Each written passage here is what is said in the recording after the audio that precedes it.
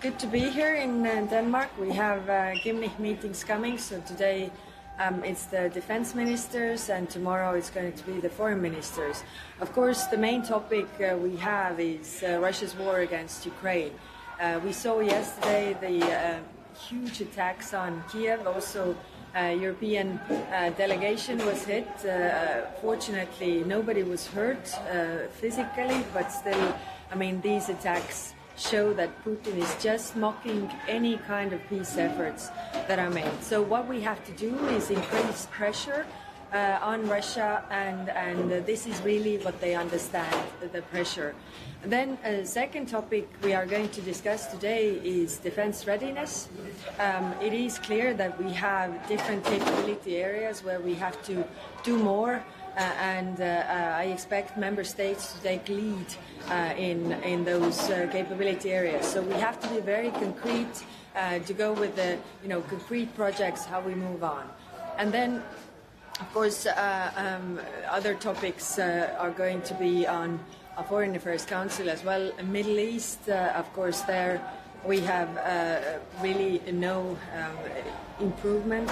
But when it comes to Iran, then you know all that yesterday the snapback was started. So we are entering a new phase, this 30 days that is now giving us also the opportunity to really find diplomatic ways to find a solution. Thank you. Your Foreign Minister called the snapback decision illegal and unjustified. Is he wrong? Well, this is their claim all the time, but if you read the JCPOA and the conditions that are there, then Iran hasn't met those conditions for quite some time. So it is the decision of E3, and of course now we have this 30 days to sort things out and maybe have a different solution. Excuse me? You had a call with him yesterday. What was your advice to him in the call after this decision was made? This is that the 30 days we have to really use to find solutions, diplomatic solutions, how we go forward. And this is the worries that we have with Iran are very clear when it comes to their nuclear program, when it comes to their ballistic missiles, also their support to Russia. Will you also be discussing the security guarantees that are brought up? How can you make a unified position out of the EU 27? How would you like to bring in countries like Austria that consider themselves neutral?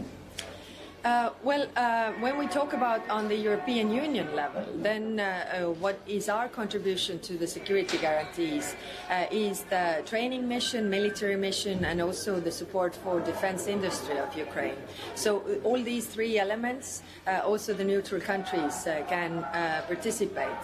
We are discussing today how to change the mandate of those missions in order to be ready after any peace agreement is put in place. So, and of course, every member state is deciding what they are doing or how they are contributing to the security guarantees. But European Union, we have the missions, training mission and the civilian mission. What do you think about boots on the ground? Well, it is the decision of every single member state. So we have already heard that some member states are saying and sending their already to send their troops. Some are not ready, but these discussions are still ongoing. And I think it's very important that we are preparing for the day after. But how do you want to ensure the safety of boots on the ground when Russia repeatedly says that they don't want to have Western troops in Ukraine? Well, again, Russia does not want peace. That is very clear right now. Also, the attacks that they are doing. So we have to put the pressure on them so that they would also want peace. And this is the only thing that works on that. How do you increase the pressure, High Representative? What would you like to see next in terms of measures against Moscow? Yes, we are working on the next package, and there are several options on the table. Of course, what will hurt them the most is any sanctions on energy and all the secondary sanctions that Americans have put for example, but also financial services that really hinder them the access to capital, what they so desperately need. Do you think there's an appetite for that among member states to go that far? Well, the discussions are ongoing, and as you know, we always put a lot of things on the table, and then eventually we have to agree. But these discussions are ongoing, and everybody understands that. Considering how Putin is mocking the peace efforts, the only thing that works is pressure. Do you have a question about Greenland? What do you say to critics that say Kyiv needs backup now, particularly in light of the devastating Sherman reports, not security guarantees in the future?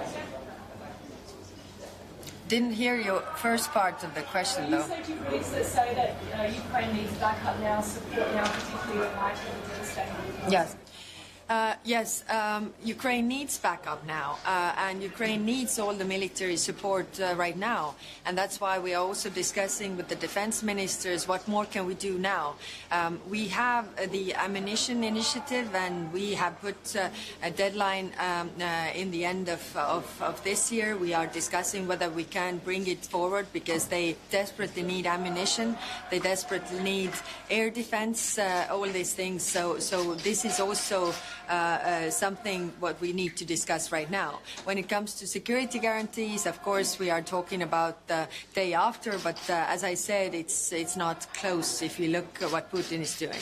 Do you think the US has quite a big interest in Greenland. Is there any joint EU efforts to offer some safety guarantees in case they were to attack?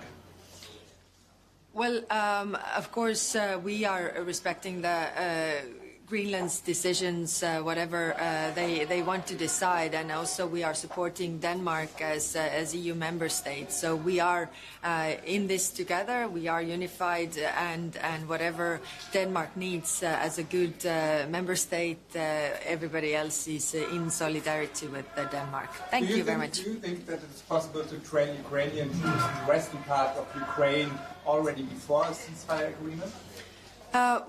These discussions are ongoing, but there is appetite to do the training when there is ceasefire. But we can discuss if we talk about changing the mandate, then we can discuss how much member states are willing to even to do it before the ceasefire is in place. Thank you.